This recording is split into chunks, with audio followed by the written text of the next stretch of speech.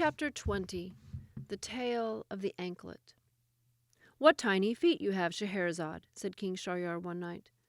Scheherazade was astonished, for there is no greater compliment in all the language of Arabia than on the size of a lady's feet. Just as no one admires the moon on a cloudy night, she had thought King Shahryar's eyes were too cloudy with sorrow to admire her beauty. The king saw that she was pleased, and said, "If you had had big feet, wife, I would have cut your head off before the rose petals your bridesmaids threw had fallen to the ground." So Scheherazade did not trust her safety to the smallness of her feet or the greatness of her beauty, but to the quickness of her tongue and the glory of her stories. "What dark stable would you find for your camel of a wife," she said, "if you were ever to see Delilah of the small ankles in the tale of the Anklet? How glad I am that she lives far away in the land of stories where no man may travel on foot, but only by ear." "Take me to the land of stories," said Shahryar, "and show me Delilah in the tale of the Anklet." "To hear you is to obey," said Scheherazade. If a reader were to search through the stories of three, he might find there Delilah, who was the youngest of three sisters. Perhaps I should say step-sisters, for their father had two daughters before his first wife died. Then he married in his old age the beautiful mother of Delilah, and his third daughter grew up with her mother's beauty of face and soul. But when the old man and his young wife died, the three sisters lived together as happily as two scorpions and a mouse. Delilah's two sisters were jealous of her face, which was as lovely as a tamarind flower, of her hair, whose waves gleamed like the night sea under a moon, of her hands, as long and delicate as fronded leaves, and of her little feet, as small and delicate as a baby fawn's. She tried to ease their jealousy by dressing in very plain and modest clothes, but it became their sport and pastime to make her as unhappy as she was beautiful. They set her to work in a dark corner of the house, and Delilah sat and span the fluff of wool and the floss of cotton, and looked at the wall until she knew every brick, stone, dent, crack, and cockroach as well as her morning prayers. From what she earned, the sisters allowed her to keep the few pennies she needed to buy food. But one day, instead of buying her usual sesame bun, she came home with a little vase instead, and put some wild flowers in it, and put it in front of her while she worked. The sisters laughed and jeered at her for buying such an ugly little vase, but Delilah placidly went on spinning, while they went out to the bazaar to spend all the rest of their money that she had earned.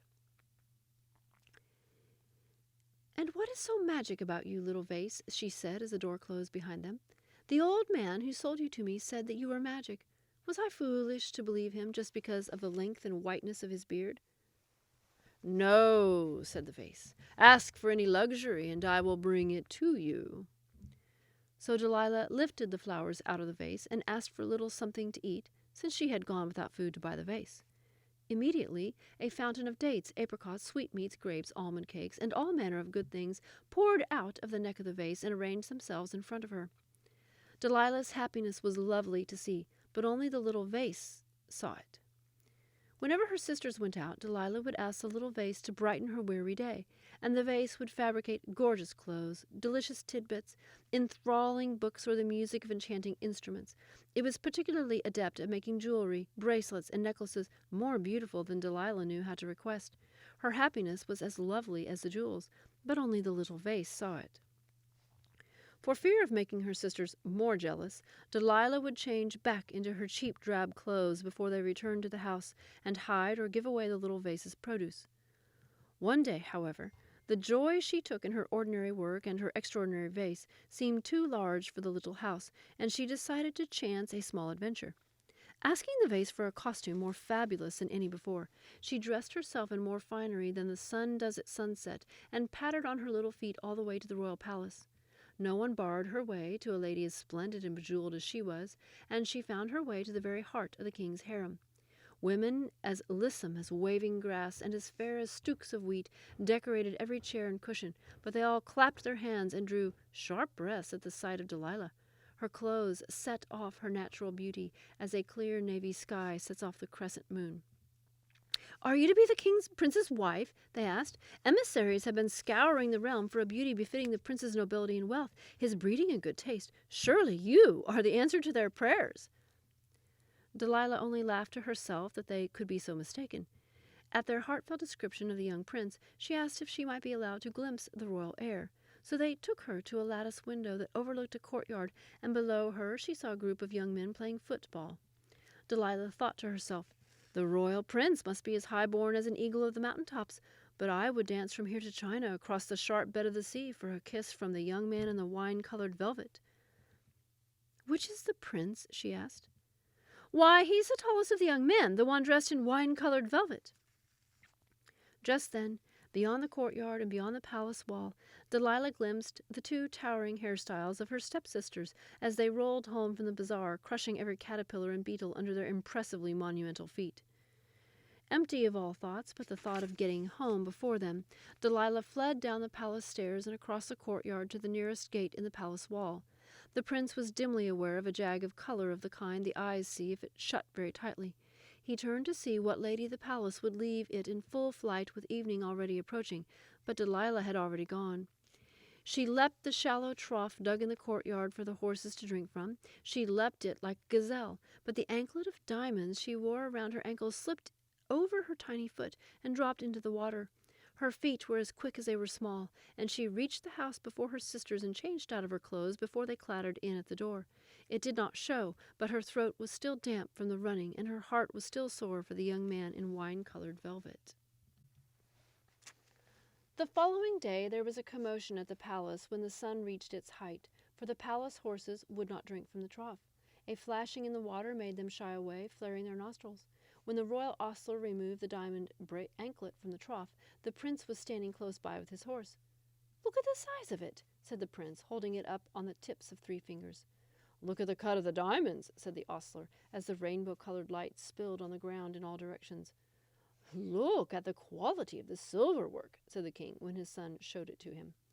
"Yes, but look at the size of it," repeated the prince. "If any mortal woman has a foot so delicate that it will pass through that anklet, I would die for love of her." "What would that achieve?" said the king, who had forgotten about such things as love. "Tell your mother if you want to marry the owner of the anklet. I have forgotten about such thing." "Mother, I want to marry the girl who wore this anklet," said the prince to the queen. "Allah finds baffling ways of pairing a man and a woman," said the queen. "I suppose the smallness of a woman's foot is as good a reason as any. I shall order a search of the city. Can we assume that the anklet will fit no one but the lady to whom it belongs?" "Could there be 2 women with such delicate ankles?" asked the prince by way of reply. House by house, the queen's emissaries carried out their search for the owner of the anklet. What washing of feet took place among the women of marriageable age? What shrinking of feet in bowls of cold water? But no one could fit the anklet over their feet until the emissaries came to the house of Delilah and her sisters. "She never goes out," said one stepsister, pushing Delilah into a corner and pulling up her own skirts. "She has no jewelry at all," said the other, sitting down on Delilah's lap to try on the diamond anklet. But the emissary looked sidelong at the 4 gigantic feet held out towards him, and only lifted the folds of material covering Delilah's feet. "The prince's bride," he said simply, before even slipping the anklet over her foot. As Delilah prepared for the wedding, her happiness was almost a pain inside her. In secret, she requested a wedding dress in crimson and gold from the magic vase and put it on, but she could feel the jealousy of her 2 sisters beating against her like black bird wings. She knew their jealousy was hurting them more sharply than her happiness, and was very sorry that they could not be as happy as her.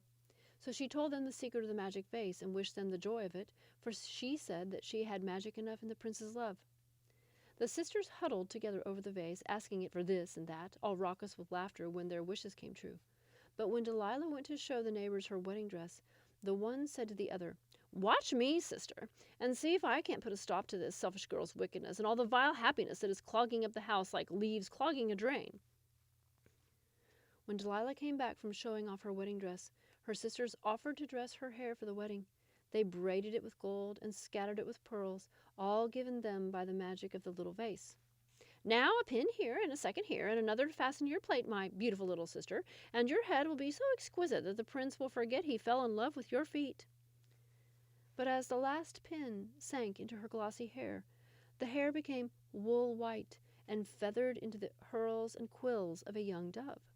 The jealous sisters had asked the magic vase for 3 enchanted pins, which would transform any living creature into a bird. The stepsisters sent word that the bride-to-be had hated the thought of the prince, that she had hated the thought of the prince. She had so hated the thought of the prince that she had fled the country rather than be married to him, and they turned the dove off the window-sill and pelted it with dry rice when it fluttered back towards the house. The prince's disappointment felt almost like a sickness inside him. He refused to eat or leave his room.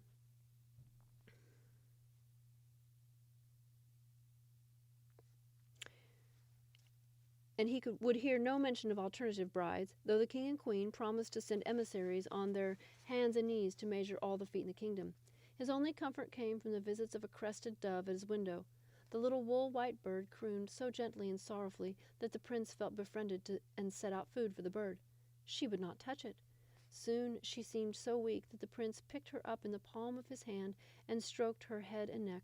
The crest seemed spiny to the touch, and when the prince lifted her head feathers, it seemed that 3 pins were sticking deep into her delicate skull. Pulling them out, his hand thought it would break from his arm, for he found himself supporting the weight of a full-grown woman in crimson and gold wedding raiment. She might have weighed more, but for the incredible slimness of her ankles and the smallness of her feet. Delilah told the prince her story, and the wedding took place before dark, to the great astonishment of the king and queen and the emissaries who were already searching the land on their hands and knees. When the noise of the festivities, the clamor of cymbals, the blowing of reed pipes, and the clatter of drums wreathed down into the city, and the people began dancing, and benches were laid in the streets to celebrate the marriage of nobility to loveliness, then the 2 sisters of Delilah feared for their lives. They asked the magic vase to rescue them from the royal guards and the palace police. "Hide us! Somewhere where no one can see us!" they begged, little realizing that the guards were already at the window with the prince's orders to fetch them to him in chains. The magic vase opened its neck and swallowed up the 2 sisters with a satisfied gulp, and the palace guards carried the little vase, at arm's length, to the prince and his royal bride. "Shall I order the vase to give up your sisters so that they can be beaten soundly and turned into jackdaws?" asked the prince. "No," said Delilah. "Place the vase on the highest shelf in the palace, and if someone should discover its secret in years to come, they can decide what to do with 2 big-footed girls and enough envy to fill a barn." "A splendid story!" cried Shahryar. "You said the tale of the anklet came from the Book of Threes. What is that?" "The stories in it are all of 3 sisters, or 3 brothers, or 3 friends, my attentive and observant lord," said Scheherazade. "Can you find in your memory a story of 3 brothers as pleasing as the tale of the anklet?" he asked. "Oh, certainly, dearest husband, for the story of the prince and the large and lonely tortoise is far more wonderful than the tale of the anklet. But the air is yellow with mourning, and there is not time to tell it now." "Unless you would rather bow down to my headsman than to me, tell it tonight when my day's work is over." "To hear you is to obey," said Scheherazade, bowing low to the king.